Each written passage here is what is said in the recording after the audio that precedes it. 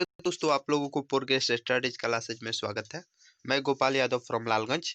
आज मैं 10th का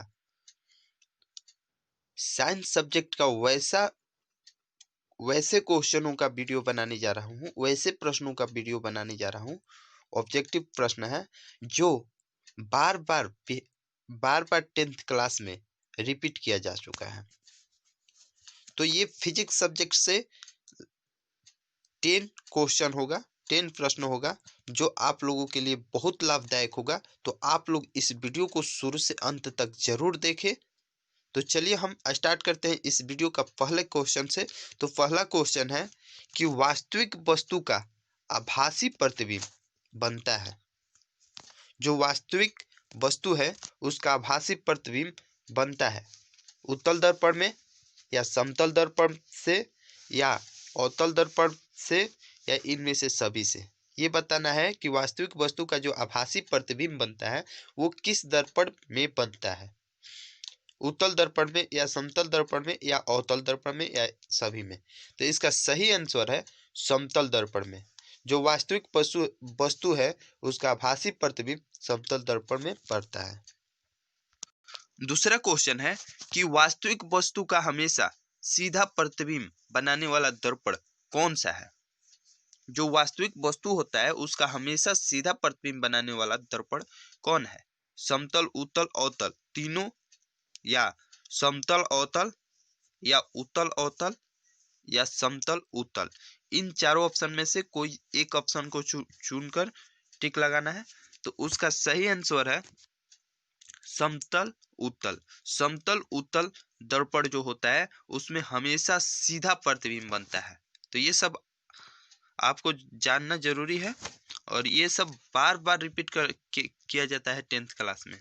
तो चलिए तीसरा क्वेश्चन देखते हैं कि वास्तविक प्रतिबिंब की प्रकृति कैसी होती है। जो वास्तविक प्रतिबिंब होता है उसकी प्रकृति कैसी होती है, उल्टा या सीधा, या सीधा और उल्टा दोनों, या इनमें से कोई नहीं। तो बताना है कि वास्तविक प्रतिबिंब की प्रकृति कैसी होती है। तो इसका सही आंसर है कि वास्तविक प्रतिबिंब की प्रकृति जो होती है हमेशा उल्टा होती है। याद रखना है, वास्तविक प्रतिबिंब की प्रकृति कैसी होती है, हमेशा उल्टा होती है।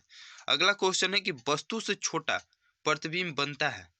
वस्तु से छोटा प्रतिबिंब किसका बनता है, उत्तल दर्पण का, या अवतल दर्पण का, या समतल दर्पण का, या उत्तल दर्पण और अवतल दर्पण दोनों का। तो वस्तु से छोटा प्रतिबिंब जो बनता है वो किस दर्पण में बनता है, तो उत्तल दर्पण और अवतल दर्पण में। याद रखिएगा, हमेशा याद रखिएगा कि वस्तु से छोटा, अगर वस्तु से छोटा कहेगा कि वस्तु से छोटा प्रतिबिंब किस में बनता है, तो उत्तल दर्पण और अवतल दर्पण दोनों में बनता है। याद रखिएगा। अगला क्वेश्चन है कि प्रकाश के परावर्तन के अनुसार, अगर प्रकाश के परावर्तन के अनुसार इनमें से कौन सा सही है। पहला ऑप्शन है कि आपतन कोण जो होता है वो परावर्तन कोण से बड़ा होता है। आपतन कोण जो होता है वो परावर्तन कोण से बड़ा होता है, या बराबर होता है, या छोटा होता है। आपतन कोण जो है परावर्तन कोण के बराबर होता है। तीसरा ऑप्शन है कि आपतन कोण परावर्तन कोण से छोटा होता है, या सभी कथन सत्य है। तो आपको सही आंसर बताना है। तो इसका सही आंसर है कि हमेशा बराबर होता है। जो आपतन कोण परावर्तन कोण होता है वो दोनों एक दूसरे के बराबर होता है प्रकाश के परावर्तन के नियम के अनुसार। छठवां क्वेश्चन है कि समतल दर्पण द्वारा बना प्रतिबिंब सदा होता है। जो समतल दर्पण द्वारा बना प्रतिबिंब वो कैसा होता है, समतल दर्पण द्वारा जो बनता है प्रतिबिंब वो कैसा होता है ये बताना है। आभासी और उल्टा, या वास्तविक और सीधा, या सीधा और आभासी, या वास्तविक। तो आपको सही आंसर बताना है कि आभासी और उल्टा, या वास्तविक और सीधा, या सीधा और आभासी। तो इसका सही आंसर है कि उसका प्रतिबिंब जो होता है सदा सीधा और आभासी बनता है। ऑप्शन नंबर सी सही है कि सीधा और आभासी उसका प्रतिबिंब बनता है। किसका, तो समतल दर्पण का। समतल दर्पण से बनाया गया प्रतिबिंब हमेशा सीधा और आभासी होता है। याद रखिएगा दोस्तों।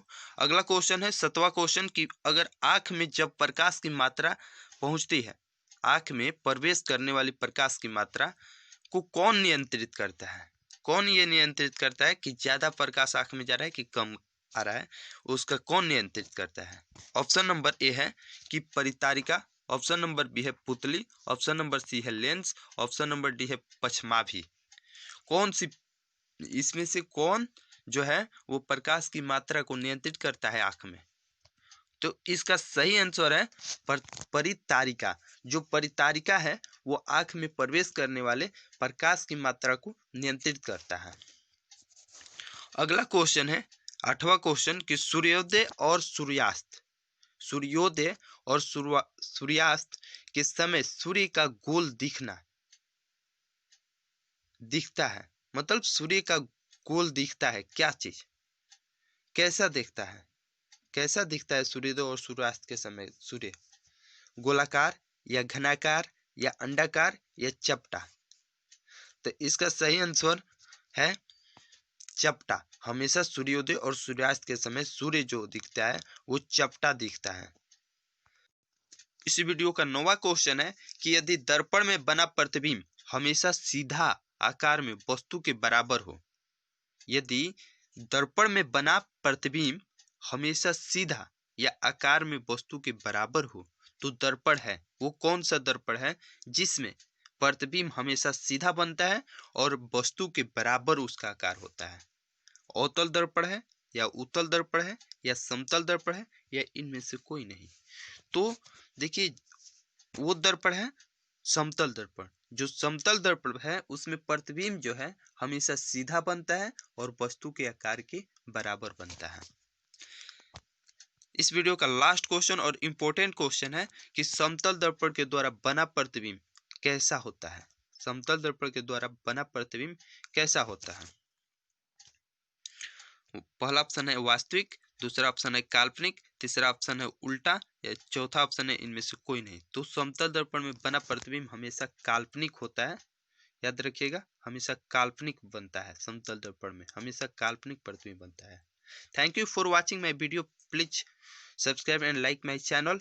और आप लोगों से रिक्वेस्ट है, अगर मेरा वीडियो अच्छा लगे और ऐसा वीडियो और देखना चाहते हैं आप तो मेरे चैनल को सब्सक्राइब कीजिए और कमेंट बॉक्स में कमेंट कीजिए कि सर आगे वीडियो और बनाए तो बनाएंगे।